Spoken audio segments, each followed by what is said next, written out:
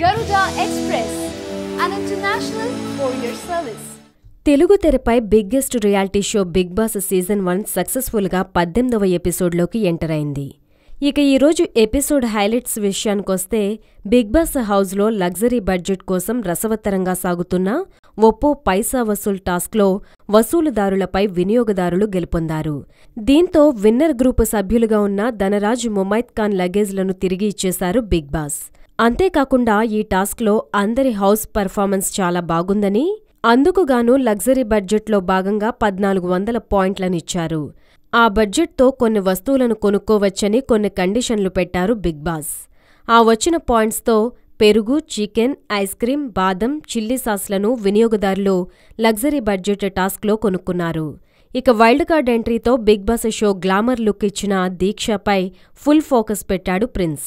ఒకవైపు కెప్టెన్గా వ్యవహరిస్తూనే వీలు చిక్కినప్పుడల్లా దీక్షకు దగ్గరయ్యే ప్రయత్నం చేస్తున్నాడు.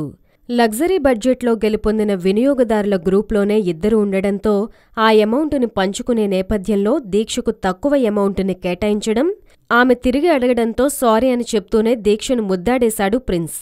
ఏం చేస్తున్నావు ప్రిన్స్ అని షాక్ తిన్న దీక్ష అడగడంతో పక్కనే కదా ముద్దు పెడతా అంటూ కామెడీగా కవర్ చేసేశాడు ప్రిన్స్. మొత్తానికి ప్రిన్స్ దీక్ష పట్టుదలతోటే గేమ్ ఆడుతున్నట్లు ఈ ఫస్ట్ కిస్ని బట్టి అర్థమవుతూనే ఉంది.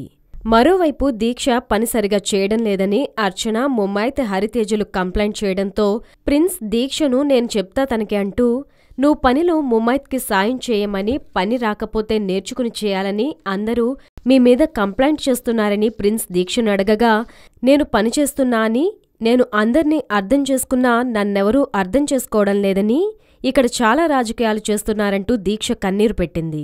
ఇక బిగ్ బాస్ హౌస్లో ఉన్న కుటుంబ సభ్యులందరూ ఒకేసారి ఏడుస్తూ ఉన్న టీజర్ను వదలడంతో ఎవరైనా ఎలిమినేట్ అయ్యారా లేక ఎవరికైనా ఏమైనా అయ్యిందా అన్నది సస్పెన్స్గా మారింది.